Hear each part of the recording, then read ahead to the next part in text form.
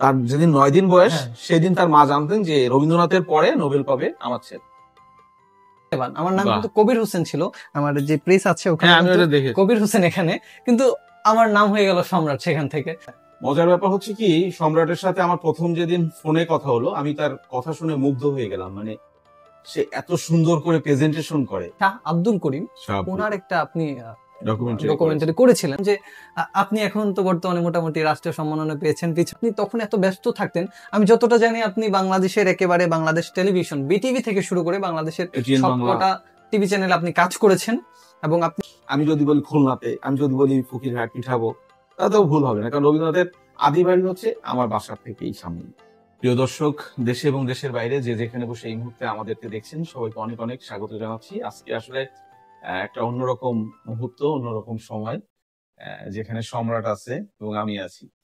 আমাদের দুজনের 4 বছর হচ্ছে ফোনে যোগাযোগ এবং একটা সম্পর্ক, এবং অবশেষে সম্রাট এখন জয় টিভির অফিসে, মানে আমার অফিসে। এবং এই মুহূর্তটাকে ধরে রাখার জন্য, প্লাস আমাদের দুজনের একটা আলাপচারিতার জন্যই আজকে আমাদের বসাটা। সম্রাটকে স্বাগত জানাচ্ছি জয় টিভির স্টুডিও। ধন্যবাদ, অসংখ্য ধন্যবাদ। ফোনে যোগাযোগ এটা বলার কারণে দর্শক বা আমাদের যারা অডিয়েন্স বা আমাদের যারা ভালোবেসে ভিডিও দেখেন তারা ভাবতে পারে রং নাম্বারে কল দিয়ে কি আসলে আমাদের পরিচয় কিনা। আচ্ছা দর্শক, আপনাদের সেই ভুল ভ্রান্ত ধারণা যদি জন্মে থাকে তাহলে জানিয়ে দিচ্ছি, আমাদের পরিচয়টা ফেসবুকের কল্যাণে আজ থেকে 4.5 বছর আগে হয়েছিল, যখন আমি ছোট ছিলাম। হ্যাঁ, 17 বা দুরন্ত না, এখনো ছোটই, সবে মাত্র একটু বড় হচ্ছি। হ্যাঁ, খুবই চঞ্চল একটা ছেলে, গ্রামের একটা ছেলে, খুবই চঞ্চল।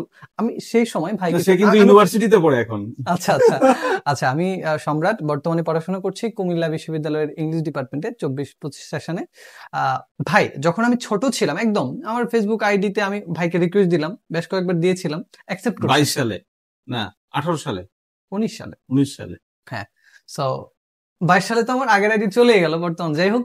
তো তখন আমি বারবার রিকোয়েস্ট দিচ্ছি, ক্যান্সেল করছি, আমার ইচ্ছে আর কি, এরকম মানুষ তো আমি কিন্তু এখন ডকুমেন্টারি ক্রিয়েট করি। তো তখন আপনার থেকে আমি অনুপ্রেরণা পেতাম যে আপনি এখন তো বর্তমানে মোটামুটি রাষ্ট্রীয় সম্মাননা পেয়েছেন, পিছনটা আপনারা দেখতে পাচ্ছেন অনেক সম্মাননার স্মারক ওনার আছেন। এরকম একজন মানুষের সাথে বসে কথা বলা বা তিনি আমাকে অতিথি করা বা তিনি আমাকে নিমন্ত্রণ করেছেন, সেই ভালোবাসার টানে আমি 450 কিলোমিটার দূর থেকে এখানে এসে কথা বলছি এবং এরকম একজন মানুষের সামনে আমি বসে আছি, এ আমার পরম সৌভাগ্যের ব্যাপার। আমাদের দেখা হলো অবশেষে। হ্যাঁ, মজার ব্যাপার হচ্ছে কি, সম্রাটের সাথে আমার প্রথম যেদিন ফোনে কথা হলো আমি তার কথা শুনে মুগ্ধ হয়ে গেলাম। মানে সে এত সুন্দর করে প্রেজেন্টেশন করে।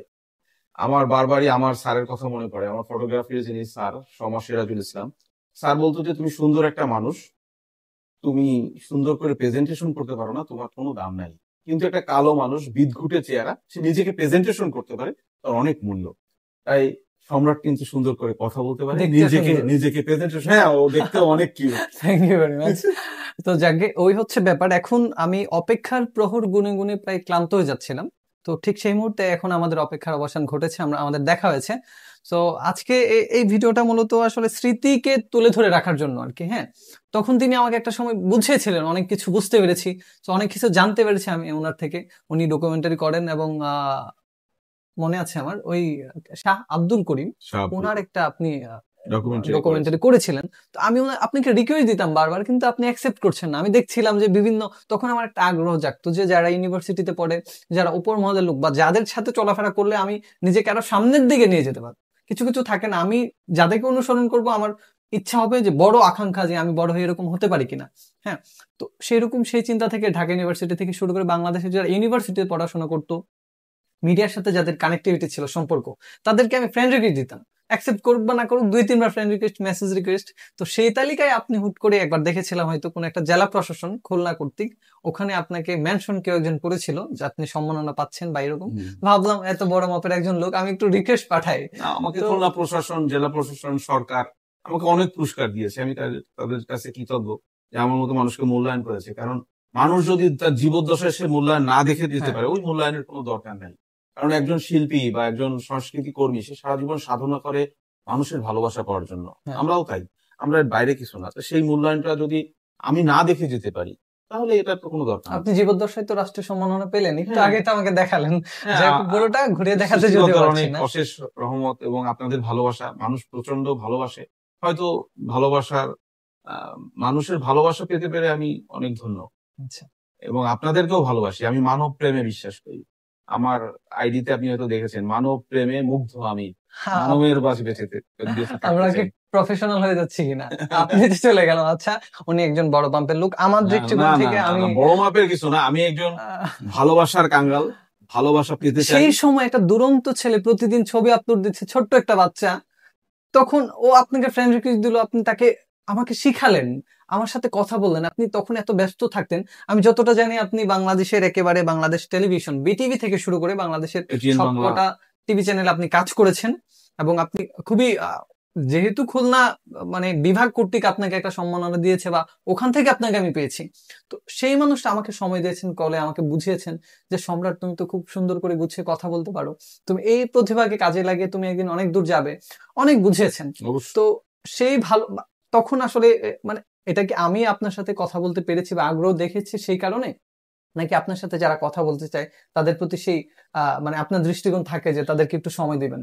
না না না না, বিষয়টা এরকম না। বিষয়টা হচ্ছে এমন যে প্রত্যেক মানুষের কিন্তু বোঝার একটা ব্যাপার আছে। যখন সেই মানুষটা বোঝে না এই মানুষটা আমাকে বুঝতে পারছে, হুম। বা আমার কথা তুমি বুঝতে পারছো, তোমার কথা আমি বুঝতে পারছি, তখনই না ব্যাটে বলে মনে হয় না তার সাথে কথা বলা যায়, আগানো যায়।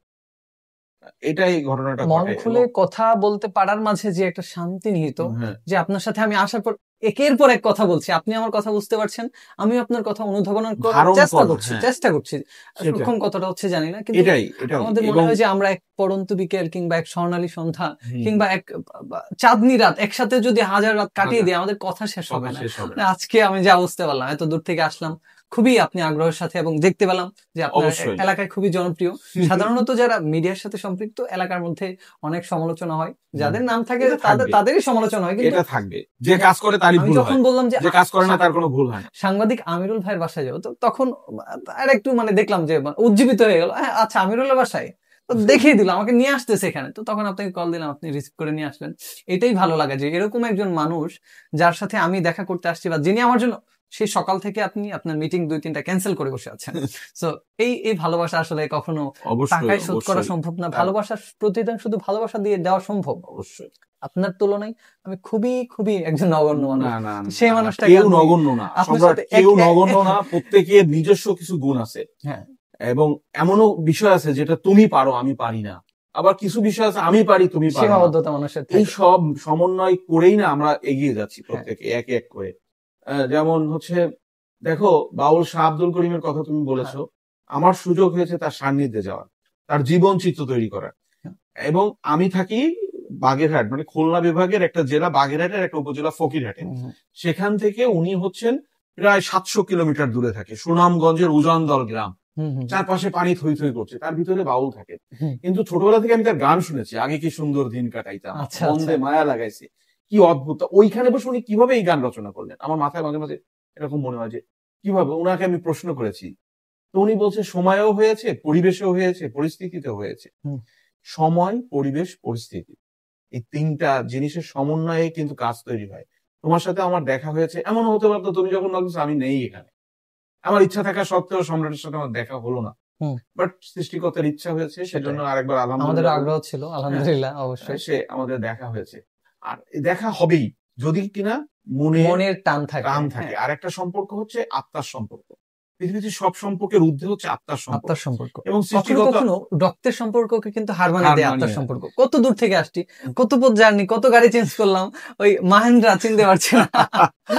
সেই আচ্ছা, সম্পর্কটাই হচ্ছে সবচেয়ে ওইগুলো বড় কিন্তু সম্পর্ক। স্মৃতি, একটা উপন্যাস লেখা সম্ভব আপনার সাথে আমার, যে নাটকীয় ভাবে একটা সম্পর্ক হলো না, টুস করে একটা মেসেজ দিলাম, আসসালামু আলাইকুম, ভাই বলে ফেলেছিলাম। হুম, যাই হোক, তখন থেকেই আমি কিন্তু তখন থেকে আপনাকে এই একই চেহারা দেখে আসছি, কিন্তু হুম। আমার পরিবর্তন এসেছে, গোপ দাড়ি গজাইনি তখন, এখন বড় হয়ে গেলাম, স্কুল এটা হবেই, স্কুল এটা থেকে প্রকৃতির কলেজে নিয়ম, গেলাম, এখন ইউনিভার্সিটিতে পড়ছি। প্রকৃতির নিয়ম। এবং তুমি আগে একরকম ভাবে ভালোবাসাকে ধারণ করতে, এখন একরকম ভাবে ভালোবাসাকে হ্যাঁ, ধারণ করো। আমাদের জীবনে প্রতিটা সময় ভালোবাসার রূপ চেঞ্জ হয়, রং চেঞ্জ হয়। হুম, হ্যাঁ, ভালোবাসা একটা সময়ে, তুমি যখন একদম ছোট ছিলে তখন একরকম ভালোবাসা ছিল বন্ধুত্বের মধ্যে। হুম, হুম। তুমি যখন কৈশোরে গেলে তখন একরকম, তারপর তুমি যখন যৌবনে পদার্পণ করলে, যেমন ধরো আমাদের চির কিশোর কবি সুকান্ত, আমি তাকে খুব সুকান্ত অনার করি। ভট্টাচার্য আছে। এবং সে একটা কবিতা একটা মানুষের জীবন শুরু থেকে শেষ করে দিয়েছে, তোমাকে আমি একবার শুনিয়েছিলাম। আমার মনে পড়ে। মানে এই কবির কবিতা যদি কেউ ছাড়পত্রকে পুরো বুঝতে চায়, পুরো পড়তে পারে, বুঝতে পারে, তাহলে দেখবো যে একজন কবি তার 18 বছর জীবনে, 21 বছরের জীবনে, সে 18 বছর বয়সের এই কবিতায় পুরো মানুষের জীবন দিয়ে দিয়েছে। হ্যাঁ, মানে একটা শিশুর জন্ম হলো এবং জন্মের সাথে সাথে একজনের ছাড়পত্র পেয়ে গেল, মানে একজন জন্ম হলো তো আরেকজন চলে যাবে, এটা নিশ্চিত হয়ে গেল। এবং শেষে সে কি বলছে যে এই শিশুর রক্তে আমি করে যাব আশীর্বাদ, তারপর হবে ইতিহাস। সবকিছু সেরে এই দেহের রক্তে নতুন শিশুকে করে যাব আশীর্বাদ, তারপর হবে ইতিহাস।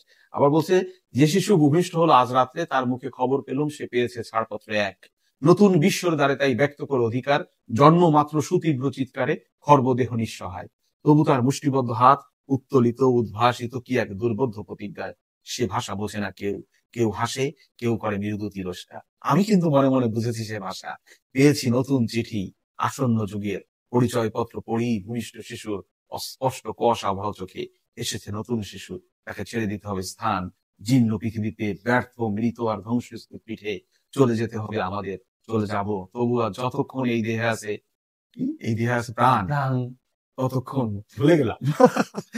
আমার এই কবিতা কখনো ভুলি না, আজকে ভুলে গেলাম। আচ্ছা আচ্ছা, ভোলাও দরকার আছে। চোখে চোখ রেখে এভাবে কবিতা শোনাটা আসলে কতটা রোমান্টিক, মানুষ কত কিছু প্রেমে পড়ে। আচ্ছা, আমি পরবর্তী আপনার একটা প্রশ্ন চলে যাচ্ছে। আমি জানি আপনি অনেকগুলা প্রামাণ্য চিত্র তৈরি করেছেন, তার মধ্যে কি মনে পড়ে রবি ঠাকুরকে নিয়ে আপনি করেছেন? দেখতে পাচ্ছি আমাদের রবীন্দ্রনাথ, এবং রবীন্দ্রনাথ টোটালি আমাদের, যদিও সে বিশ্বকবি সারা বিশ্বেরই, কিন্তু রবীন্দ্রনাথের পূর্বপুরুষের বসবাস, আমি যদি বলি খুলনাতে, আমি যদি বলি ফকিরহাট পিঠাবো, তাতেও ভুল হবে না, কারণ রবীন্দ্রনাথের আদি বাড়ি হচ্ছে আমার বাসার থেকেই সামনে, রূপসা উপজেলার পিঠাবো গ্রামে। এবং এইটা মানুষ জানতো। এটা আপনাদের এরিয়ার স্বঘোষিত?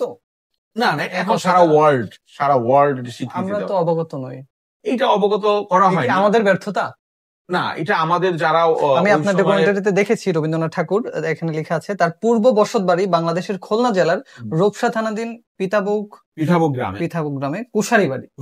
এবং রবীন্দ্রনাথ ঠাকুর জোড়া ঠাকুর পরিবারে তিনি, ঠাকুর তো সে পরে হয়েছে, কিন্তু তার মূল উপাধি হচ্ছে কুশারি। এবং এখানে তার বাবা যখন সমাজে পতিত হয়ে যায়, তখন জয়রাম কুশারি, রামনাথ কুশারি দুই ভাই, এক ভাই কলকাতায় চলে যায়, গোবিন্দপুরে বসবাস শুরু করে, এবং তখন সে ব্রিটিশের চাকরি করতো। সে ব্রিটিশের চাকরি করতে গেলে ব্রিটিশ ব্রাহ্মণের ঠাকুর বলতো সম্মান দিয়ে। আচ্ছা আচ্ছা, সেই থেকে তারা ঠাকুর হয়ে গেছে, ঠাকুর উপাধি প্রাপ্ত হয়েছে।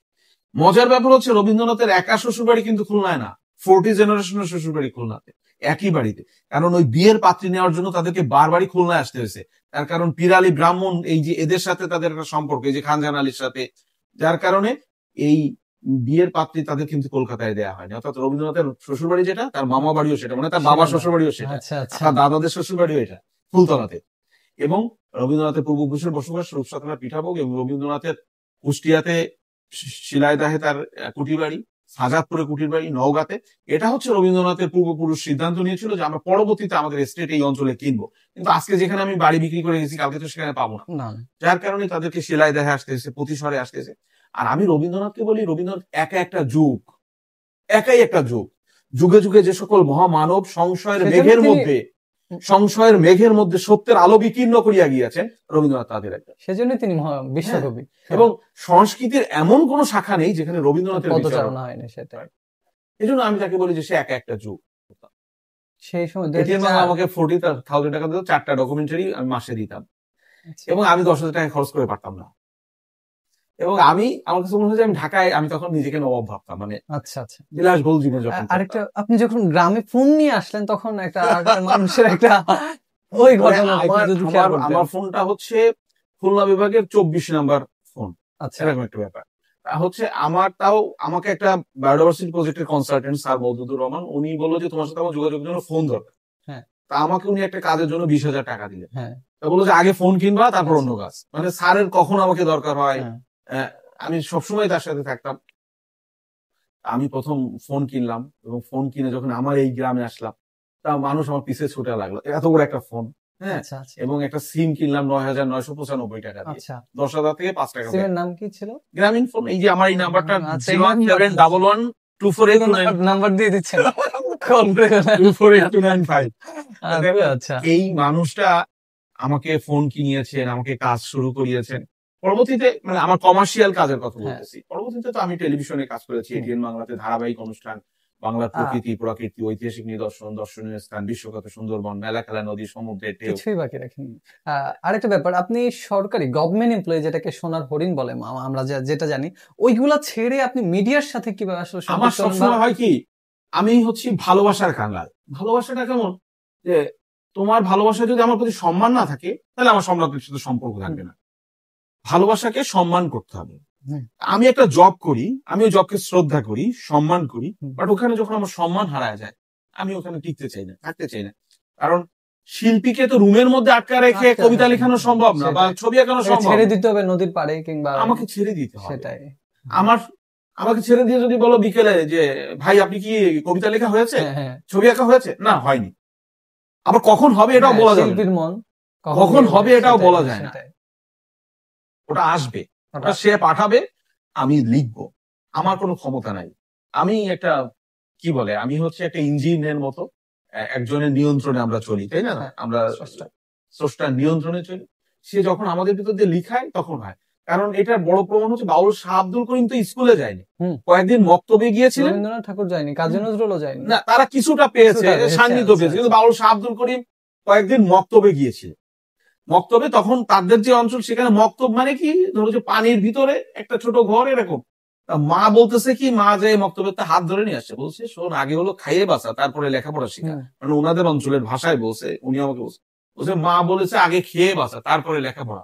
মা নিয়ে কি বলে জানি, গ্রামের মোড়লের বাড়িতে গরু রাখালের কাজ দিল, বললো কি এই বাড়িতে যদি থাকলি তোরে খাইতেও দেবে। মতো একজন জীবন্ত কিংবদন্তির আপনি স্পর্শ পেয়েছেন, তিনি আপনাকে এত কিছু শেয়ার করেছেন, এই ভালো লাগার ব্যাপারটা যেমন অদ্ভুত, আসলে প্রকাশ করার মতো না। তোমাকে যেটা বলতেছিলাম সেটা হচ্ছে, ওইখান থেকে সেই মোড়লের বাড়িতে গরু রাখতেছে, এবং গরু রাখতেছে, এখন গরু রাখে যখন অনেক রাখাল মিলে, তো উনি ওখানে গান করে।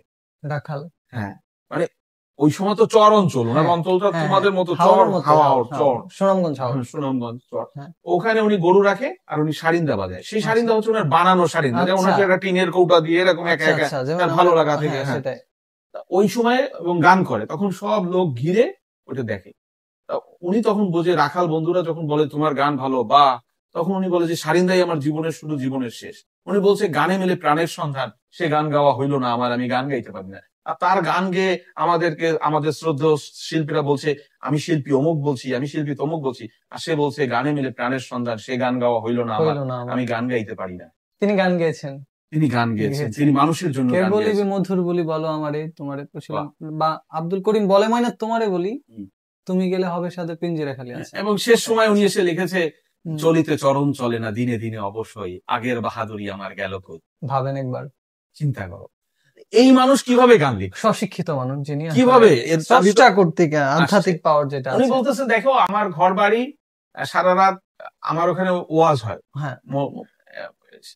সিজনে ওয়াজ হয়, ওয়াজ হওয়ার পরে আমার ঘর বাড়ি পোড়ায় দেওয়া হয়েছে, পোড়ায় দেওয়ার পর আমার চুল কেটে আমাকে রাস্তায় নামায় দেওয়া হয়েছে। বলছে তোমাকে ফজরের আজানে আগে নামিয়ে এখানে না দিই।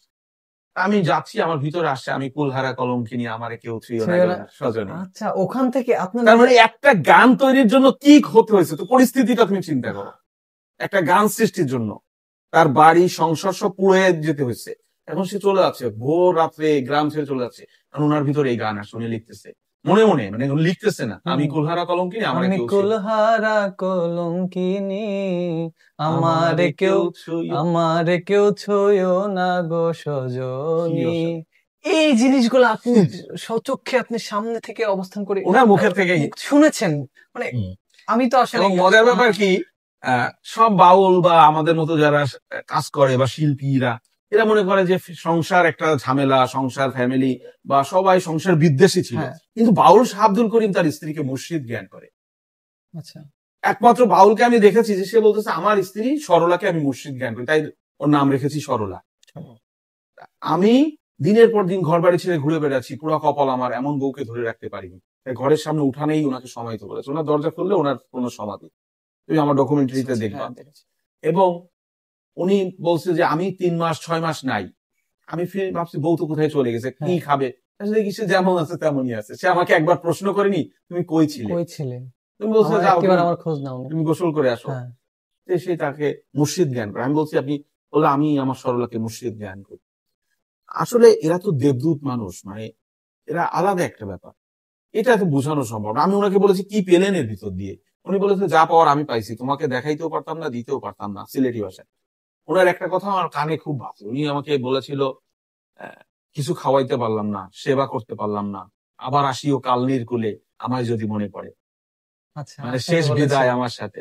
আচ্ছা আচ্ছা। মানে ওনার একটা 95 বছর বয়সী মানুষ শেষে আমার বিদায় দিচ্ছে কাঁধে হাত রেখে, এবং বলছে যে কিছু খাওয়াতে পারলাম না, সেবা করতে পারলাম না, আবার আসিও কালনির কুলে আমায় যদি মনে আর পড়ে। যাওয়া হলো না। এবার আমার খুব ইচ্ছা ছিল যে আমার ডকুমেন্টারির প্রিমিয়ার শোটা আমি ওনাকে, উনি ফিতে কাটবেন, আচ্ছা। কিন্তু আমার কপাল খারাপ, যেদিন আমার এডিট শেষ হ্যাঁ। সেদিন উনি পৃথিবী ছেড়ে চলে গেলেন। এবং সম্মিলিত সাংস্কৃতিক জোট রমজানের ভিতরে খুলনাতে এটা প্রিমিয়ার শো এর আয়োজন করলেন। আহ, বাউলের সাথে আর দেখা হয়নি, তবে আমার এই কথাটা আমার কানে বাজে, খুব কানে। আবার আসিও। আবার আসিও কালনির কুলে যদি, মানে তুমি প্রত্যেকটা কথা বুঝতে পারছো, হ্যাঁ হ্যাঁ, আবার আসিও কালনির কুলে আমায় যদি মনে পড়ে, কি কথা। ওই কথা আপনি ছাড়া কেউ জানতো না। এখন যদি আজকের এই দিনে আমি আপনার সাথে কথা বলার সুযোগ না পেতাম তাহলে এগুলো জানতেই পারতাম না। আচ্ছা, আমরা যদি আরেকটু চলে যাই কুষ্টিয়ার দিকে, যে লালন শাহ, আমি আমি প্রথমে ভেবেছিলাম যে লালন শাহ যারা মাথায় গৃহত্যাগী সন্ন্যাসী হয়ে ওখানে যায়, তো গতকাল আমি একটা মানে নতুন একটা মানে চিন্তা আমার মাথায় আসলো, মানে সুশিক্ষিত লোক একজন এত সুন্দর করে গুছিয়ে কথা বলছে, শিক্ষিত কথাবার্তায় মনে হচ্ছে তিনিও গৃহত্যাগী হয়ে মনে হচ্ছিল একেবারে কি বলে বিধবার শাড়ি যেগুলা থাকে ওইগুলা ওইগুলা পরিধান করে ওখানে পড়ে রয়েছেন। তুমি হয়তো দেবরার কথা বলছো কিনা, একজন ফরেনার আসছে, ও তো ওখানে ফরেনারও ওখানে আসছে, ওখানে ফরেনারও থাকে। ওখানে আসছে, উনি ছাড়া একজন বাংলায় কথা বাংলাদেশী। শোনো, লালন হচ্ছে কি বলে মরুমী কবি, মরমী কবি, শুধু তা না, লালন মানবতার কবি, এমন বড় দার্শনিক, আমি তাকে বলি সে হচ্ছে মানুষ। মানুষ। সে কিন্তু হিন্দু না, মুসলমান না, সে হচ্ছে মানুষ, সে মানব ধর্মে বিশ্বাস করে। সে বলেছে রবে না এ ধর জীবন ও যৌবন, নিচে কেন করো বাসনা। মানে, এবং সে তার জীবন দিয়ে প্রমাণ করাইছে যে সবচেয়ে বড় ধর্ম হচ্ছে মানব ধর্ম। কারণ তার যখন গায়ে কুষ্ঠরোগ হলো তখন তার ফ্যামিলি তাকে নদীতে ভাসায় দিল, সে সুস্থ হলো মুসলমানের ঘরে এসে, মুসলমান তাকে ঘরে তুলে নিল, সুস্থ হয়ে যখন ফিরে গেল তার ফ্যামিলি তাকে, তার গ্রাম তাকে তাড়ায় দিল, বললো তুই মুসলমানের ঘরের খাবার খেয়েছিস। আবার সে ফিরে আসলো, তখন সে বললো যে লালনের তো কোনো জাত, সব লোকে বলে লালন কি জাত, লোকে কয় লালন কি জাত সংসারে। তার মানে সে নিজে কিন্তু জীবন দিয়ে উপলব্ধি করছে যে তার জীবনে এটাই সব, মানব ধর্মর পরে কোনো ধর্ম নেই, ভালোবাসার পরে কোনো ইয়ে নাই। ভালোবাসা। আমি তো সব ধর্মগ্রন্থ পড়ি সম্রাট, তোমাকে আমি বলি, বাইবেলে একটা কথা লেখা আছে, আমি তোমাকে বলেছি কিনা জানি না, বাইবেলে একটা কথা লেখা আছে, যে বললো আমি আল্লাহকে ভালোবাসি আপন ভাইকে ঘৃণা করে সে মিথ্যা বললো, কেননা যাহাকে দেখিয়াছো তারাই ভালোবাসতে পারো না, যারা দেখো নাই তারা তুমি কিভাবে ভালোবাসো। আমি যদি তোমাকে ভালো না বাসতে পারি তাহলে আমি আল্লাহকে কোনোদিন ভালোবাসতে পারবো না। স্রষ্টার সৃষ্টিকে ভালোবাসার মাধ্যমে স্রষ্টাকে পাওয়া যায়। এই কথা আমার খুব ভালো লাগে, মানে বাইবেলের এই কথাটা কিন্তু আমাকে কাছে খুব নাড়া দেয়। মানে আমাকে যদি সৃষ্টিকর্তাকে পেতে হয়, তোমাকে ভালোবাসতে হবে, ওকে ভালোবাসতে হবে, যত সৃষ্টি আছে, মানে যত প্রকৃতিতে যত রকম জীবন্ত প্রাণী আছে, গাছ মাছ সব আর কি, ওইগুলো দেখেই তো অনুধাবন করে যে স্রষ্টা আসলে, মানে একটা ধান গাছ, একটা ঘাস গাছ, ঘাস থেকে একটা ঘাস গাছ একই রকম দেখতে, একটা ধান গাছ একটা ঘাস গাছ, একটা থেকে চাল বের হয়, একটা থেকে কিছুই বের হয় না। আর তোমার সৃষ্টিকর্তাকে বোঝার আর কিছু দরকার নাই, তো একটা সৃষ্টি নিয়ে ভাবো তুমি। আর তোমার জীবনে তুমি 5 ওয়াক্ত নামাজ পড়লে, সবকিছু করলে, তুমি মানুষের বলে দূরে যাও, সরে যাও, ও হিন্দু, ও মুসলমান, ও খ্রিস্টান, অহংকারী। কিন্তু হবে আমি অন্যদিকে চলে যাচ্ছি, অহংকারী কেন টেনে আনলাম, আপনার ভিতরে আমি কোনো দাম্ভিকতা দেখি না, অথচ এখানে এসে আপনার এসে দেখলাম আমি 5 তলা বাড়ি, আলিশান গাড়ি, মানে এই একটা অবস্থার মধ্যে আপনার পার্সোনাল ম্যানেজারও থাকে, কিন্তু আপনার কথাবার্তা ব্যবহারে কিংবা কখনো আমার কাছে সবকিছুর, আমি তুমি আসছো ধরো আমার বিজনেস অফ, আমার ওপাশে কিন্তু শাটার টানা, আমার ওখানে গ্যাসের বিজনেস আছে, আমার অনেক কার্যক্রম অফ করছি, কারণ আমার কাছে সবচেয়ে বড় ধর্মটা হচ্ছে যে তুমি আসছো আমার কাছে, এটাকে আমি খুব অনার করি, সম্মান করি, এবং কৃতজ্ঞতা, এটা আমার কাছে সারা জীবনই থাকবে, আমার মৃত্যুর আগের দিন পর্যন্ত। কারণ আমি তুমি জানো আমি একটা রিসোর্ট বানাবো, তোমাকে হয়তো শেয়ার করেছি, এবং রিসোর্ট মানে কি, ওইটা হচ্ছে একরকম আশ্রম স্থল, এবং গ্রামের যারা বয়স্ক মানুষ, যাদের পরিবার তাদের সময় দেয় না, তারা বিকেলে আমার ওখানে চলে আসবে, এবং তারা এসে যে যার মতো গল্প করবে, লুডো খেলবে, এবং আমার তত্ত্বাবধানে তারা চা নাস্তা করবে। এবং যে ফ্যামিলির দাদা দাদি নাই, শহরে অনেক ফ্যামিলি আছে তারা কোনদিন গ্রামের বাড়ি যায়নি, তারা এখানে গ্রামের বাড়ির একটা প্যাকেজ থাকবে, তারা আসবে, তারা তাদের সাথে সময় কাটাবে। এটা আমার একটা স্বপ্ন, এবং ওইখানে আমি বসবো, ওখানেই থাকবো, এবং সব আমার যারা প্রিয় মানুষ, যারা আমাকে ভালোবাসে, তাদের নিয়ে আমি শেষ সময়টা ওখানে কাটাবো। এবং বাচ্চাদের থাকবে, বাচ্চারা ওখানে ছবি আঁকা শিখবে, গান শিখবে, কবিতা শিখবে। হুম। কারণ হচ্ছে এস এম সুলতান বলছে, যে শিশু প্রকৃতির ছবি আঁকে, তার বাবা মার ছবি আঁকে, সে শিশু কখনো অপরাধ করতে পারে না, অন্যায় করতে পারে না। শিল্পকলা বিদ্যা চর্চা আমাদেরকে অবশ্যই বদলাতে হবে, না হলে এই আশা আমরা কি করে করি? শিল্পকলা বিদ্যা চর্চায় মানুষের চরিত্র গঠন হয়।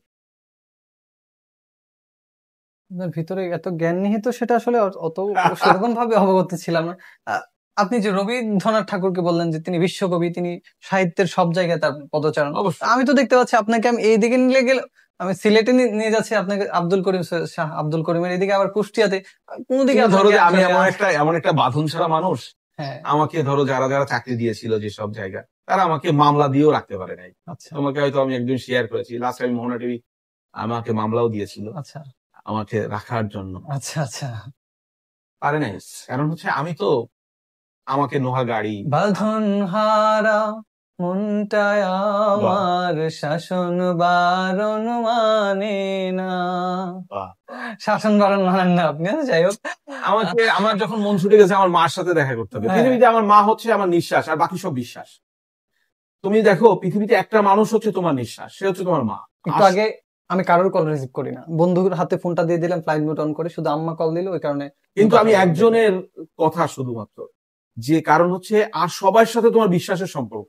আমি তোমার প্রিয়তম, তোমার একদম কাছের মানুষ, মা বাদে সবার সাথে তোমার সম্পর্কটা হচ্ছে বিশ্বাস। বিশ্বাস, এটার ঘাটতি ঘটলেই তার যোগাযোগ। বিশ্বাস জিনিসটা ভালোবাসার চেয়ে দামি। হ্যাঁ। একটা মানুষকে আপনি দুইবার ভালোবাসতে পারবেন, কিন্তু দুইবার বিশ্বাস করা কখনো কিন্তু সম্ভব না। মা হচ্ছে, তুমি তার সাথে বারবার বিশ্বাসঘাতকতা করবা, বারবার দুষ্টুমি করবা, বারবার তাকেই করবা, তারপরে তোমার নিঃশ্বাস যত সময় থাকবে, সে তোমার সাথে ততক্ষণ থাকবে। সে হচ্ছে মা। সেটাই। পৃথিবীর সকল মাকে তোমার অনুষ্ঠানের মধ্যে দিয়ে শ্রদ্ধা জানাই, তারা যেন ভালো থাকে, তাদের ভালো থাকা খুব দরকার। সব মা ভালো থাকুক, সব বাবা ভালো থাকুক। বাবা হচ্ছে বট বৃক্ষের মতো, বাবারাও ভালো থাকুক, যেখানেই থাকুক ভালো থাকুক। আমার এই মুহূর্তে রুদ্রর গানটা খুব মনে পড়ে, ভালো আছি ভালো থেকো, আকাশের ঠিকানায় চিঠি লিখো, দিও তোমার মালাখানি বাউলের এই মনটারে, আমার ভিতরে বাহিরে অন্তরে অন্তরে অন্তরে। আচ্ছা, অসাধারণ। এই মানুষগুলোর সাথে আমাদের সুযোগ, আমি ওনার উপরেও কাজ করেছি, রুদ্রের উপরে। তোমাকে পাঠাইছিলাম মনে হয় রুদ্রের ডকুমেন্টারিটা, এখনো বাতাসে লাশের গন্ধ। এই তো এভাবে চলে যাচ্ছে, ভালোবাসা থাকবে, ভালোবাসা যখন শেষ হয়ে যাবে, তখন আমিও চলে যাব। এখন আমার উদ্দেশ্যে কিছু একটা বলে আমরা আজকের অনুষ্ঠানটি শেষ করতে যাচ্ছি। সম্রাট আমাকে নিয়ে আপনার আসলে কি, সে ছোট থেকে দেখে আসছেন, এই খুবই, আমি কি বলবো, সম্রাটের উদ্দেশ্যে বলা হচ্ছে, তুমি সবসময় ভালো থাকো, যেখানে থাকো সুন্দর থাকো, আর সবসময় মানুষকে ভালোবাসো, আর তুমি অনেক বড় হও। তোমাকে বলি যে তুমি কি বলে, আচ্ছা একটু ফাঁকি দিয়ে বলে নেই, আমার যে নামটা তিনি দিয়েছিলেন আমার দাদা ছোটবেলায়, তো আমার শিক্ষক ছোটবেলায়, খুব ছোটবেলায়, মুফাজ্জল হোসেন রাসেল ভাই, উনি আমাকে ভাই ডেকেছেন। তো তখন তিনি বলেছেন আমার মাঝে তিনি রবীন্দ্রনাথ, কাজী নজরুল কিংবা মনীষীদের মানে জীবনের ছাপ আমার মাঝে দেখতে পান। আমার নাম কিন্তু কবির হোসেন ছিল, আমার যে প্রেস আছে ওখানে কবির হোসেন এখানে, কিন্তু আমার নাম হয়ে গেল সম্রাট সেখান থেকে। সো আমার আসলে আমার মাঝে আপনি কি দেখতে পান, কাকে? যেখানে গল্পটা শেষ করতে চাইছি, গল্প আবার তুমি শুরু করালে। তুমি জানো আমাদের দ্বিতীয় যিনি নোবেল পেয়েছেন বাঙালি, তিনি হচ্ছে অমরত্ব সেন। রবীন্দ্রনাথের পরেই তিনি নোবেল পেয়েছেন। এই বাঙালি নোবেল পেয়েছেন, এটা কিন্তু তার মা জানতেন হচ্ছে তার জন্মের পরে। তার যেদিন 9 দিন বয়স, সেদিন তার মা জানতেন যে রবীন্দ্রনাথের পরে নোবেল পাবে আমার ছেলে। মজার ব্যাপার, তাই না? সে হচ্ছে শান্তিনিকেতনের মালি ছিলেন। অমরত্ব সেনের মা হচ্ছে শান্তিনিকেতন দেখাশোনা করতেন, মালিটা সম্মান করি। সে অনেক বড় মানুষ, কিন্তু সে অমরত্ব সেনের মা। উনি যখন জন্মগ্রহণ করলেন, তার রবীন্দ্রনাথের যে ম্যাট, মানে উনি যেখানে বসতেন, উনি তো নিচে বসতেন, ওই ম্যাটে এনে ওনাকে শোয়ায় দেওয়া হয়েছে 9 দিন বয়সে। বলছে যে গুরুদেব আমার ছেলে হয়েছে, তো বলছে এখানে নিয়ে আসছি, আপনি নাম রাখবেন এবং আশীর্বাদ করবেন। বলছে কি আশীর্বাদ করবো? তো বলছে আপনার মতো বড় মানুষ হয় যেন। তখন উনি নাম রাখতেছেন অমরত্ব সেন, এবং বললো যে রেফও দিতে হবে, জফলাও দিতে হবে, একটা দিলেও কিন্তু হয়, কিন্তু দুটোই দিতে হবে। আর বলছে এবার তাহলে আশীর্বাদ করেন। বললো কি আশীর্বাদ করবো? বললেন আপনার মতো মানুষ হয় যেন। তো বলছে যা, তোর ছেলে আমার পরে দ্বিতীয় যে বাঙালি নোবেল পাবে সে তোর ছেলে পাবে। আচ্ছা। এবং মজার ব্যাপার হচ্ছে যেদিন নোবেল ঘোষণা হবে, হুম, হুম। অলরেডি অমর্ত্য সেন চলে গেছে ইয়েতে, তোমার জাতিসংঘের যেখানে ইয়ে হয় হ্যাঁ, হ্যাঁ। সেই হোটেলে তিনি আছেন। সাংবাদিকরা রাত 12টার সময় তার দরজা নক করতেছে। হুম, হুম। এটা প্রথম আলো লেখা পড়েছি আমি। তা উনি দরজা খুলছেন না, উনি উনি তো জেনে গেছেন অলরেডি যে আমি নোবেল পেয়ে যাচ্ছি। হুম, হুম। তো উনি ফোন করছেন ওনার মাকে, শান্তিনিকেতন। ওনার মা ফোন তুললে বলছে, কি তুই নোবেল পেয়েছিস তাই তো? বললো তুমি জানলে কিভাবে? বললো ওটা তো তোর জন্মের 9 দিন বয়সে আমি জানি তুই নোবেল পাবি। তখন সে সাংবাদিকদের দরজা খুলছে, মানে মাকে জানাইছি প্রথম আর কি। তো সাংবাদিকরা বললো আপনি ওয়েট করলেন, বললো যে আমি যে গল্পটা বলবো সেই গল্প তৈরি হওয়ার জন্য আমি অপেক্ষা করছিলাম, সেই গল্প তৈরি হয়ে গেছে। তৈরি হয়ে গেছে। তখন সে সাংবাদিকদের এই গল্প বললো। নামের ব্যাপারটা এরকম, তোমার নাম এমনও তো হতে পারে যে একদিন সম্রাটই হতে পারে কোনো সাধক মানুষ বা কোনো বড় মানুষ, বা এমন হতে পারে যে আমরা তাকে নিয়ে গর্ব করব, তাকে নিয়ে আমরা ধারণ করব, তার আদর্শকে লালন করব। আমরা সেই প্রত্যাশা রাখি যে সম্রাটের আদর্শ এমন হোক যে এই মানুষ তার দ্বারা উপকৃত হোক, এই পৃথিবীর মানুষ তার কাছ থেকে কিছু পাক, এটাই দরকার। এবং আমার একটা কবিতার লাইন বলি তোমাকে, যে জীবন তোমার হাতের স্পর্শে পেল নতুন জীবন, সে জীবন শুধু যবে তোমারই নাম। তুমি কি করবে বলে স্থির করেছো, যাহাই করো আমি বলি তুমি এমন কিছু করো যাহার মাধ্যমে তুমি মানুষের মাঝে বেঁচে থাকো। মানুষ তো মানুষের জন্য, জীবন জীবনের জন্য। ঠিক আছে দর্শক, তারই মাঝে আজকের আমাদের এই কি বলা যায় এটাকে, কি বলবো, কি বলে, এই আমাদের আমাদের আলাপচারিতা, আমাদের আড্ডা আমাদের ভালো এখানে লাগা। শেষ করছি। সবাই ভালো থাকবেন, সুস্থ থাকবেন এবং সমাপ্ত ঘোষণা ভাইকে করার অনুরোধ জানাচ্ছি। সবাই অদ্ভুত ভালো থাকবেন। অদ্ভুত দেশ, অদ্ভুত পৃথিবী, অদ্ভুত এই দেশের নিয়ম, তাই অদ্ভুত ভালো থাকাই তো স্বাভাবিক। আল্লাহ হাফেজ।